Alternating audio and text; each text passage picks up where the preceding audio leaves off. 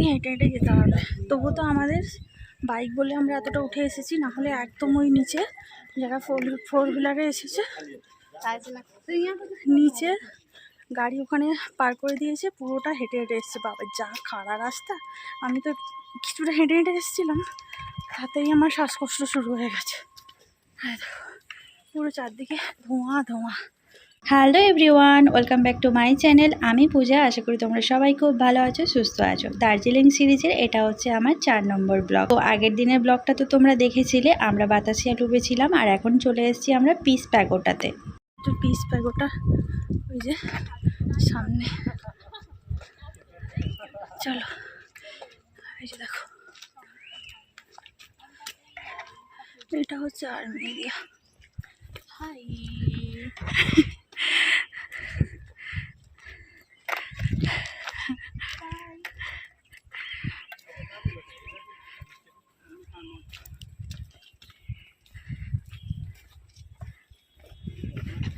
যেহেতু আমরা বাইকে করে এসেছি, তো আমাদেরকে শর্ট রুটটা দেখিয়েছিল, তার জন্য আমাদেরকে আলাদা একটা রাস্তা দিয়ে ঢুকিয়েছে। তো সেখানে যে রাস্তাটা ছিল খুব খাড়া ছিল, কিছুটা জায়গা বাইক আসার পরে তারপরে বাইক অ্যালাউ ছিল না। তো সেখানে আমরা বাইকটাকে দাঁড় করিয়ে দিয়ে তারপরে আমরা হেঁটে হেঁটে আসছিলাম। এই যে সামনে দেখতে পাচ্ছ একজন যাচ্ছে, এখানকারই মানুষ। উনি বললেন যে আমিও ওই দিকে জিজ্ঞাসা করলেন আমার সাথে যাবেন, আমরা বললাম তো সেই জন্য আমি আর তোমাদের দাদা ভাই ওনার সাথে সাথেই যাচ্ছি, আর তোমার দাদা ভাই ওনার সাথে কথা বলতে বলতে আসছিল। আর এই দার্জিলিং এর রাস্তাগুলোতে এত জ্যাম হয়ে যায় বন্ধুরা, কি বলবো, জ্যামেতেই সময় চলে যায়। আমরা প্রথমে গিয়েছিলাম রক গার্ডেন, তারপরে গিয়েছিলাম বাতাসিয়া লুপ, সেখান থেকে আমরা এখন এসেছি পিস প্যাগোটাতে। তারপরে দেখা যাক বাকি কতগুলো জায়গায় যেতে পারি।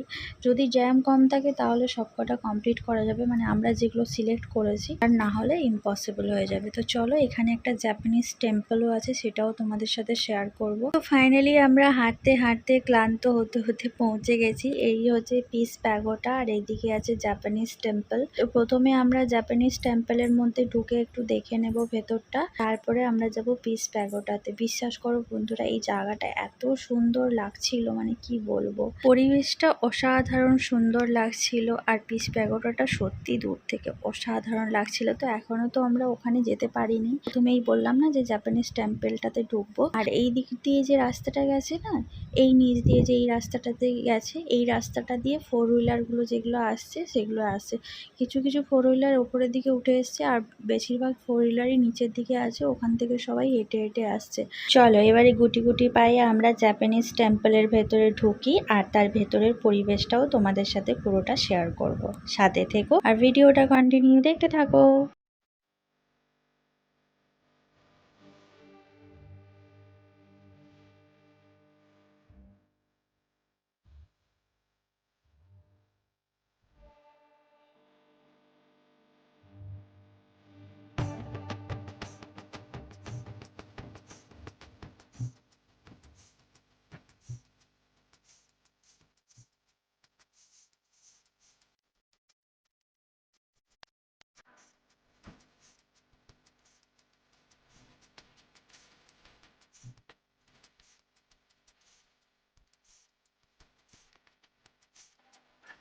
এবারে আমরা যাচ্ছি পিস প্যাগোটার দিকে।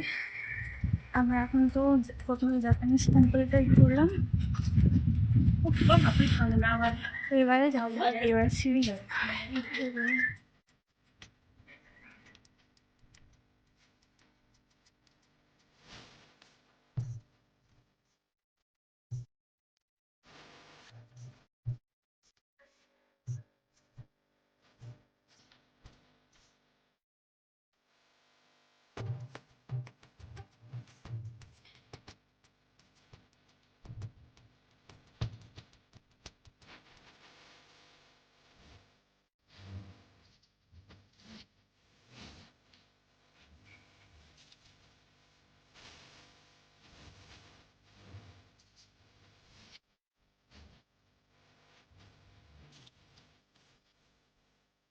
এলাম সবে একটা স্টেপ, এখানে এখানে শুগুলো খুলতে হবে, খুলে এই যে ওপরে উঠবো।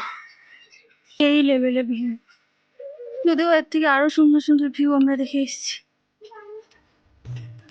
পাহাড়ি জায়গায় না আমার এই সব থেকে ফুলগুলো দারুণ, এত সুন্দর সুন্দর ফুল, হ্যাঁ, পাতা, আরে অসাধারণ ফুলগুলো। চোখে আমরা মানে আমাদের ওইখানে এইসব ফুল দেখতেই পাই না।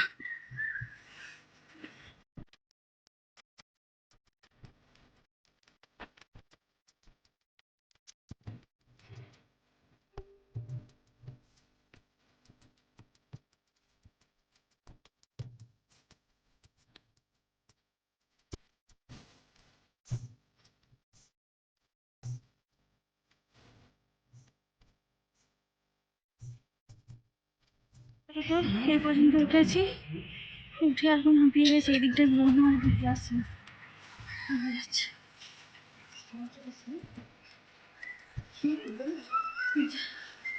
এদিকটায় এসেছি।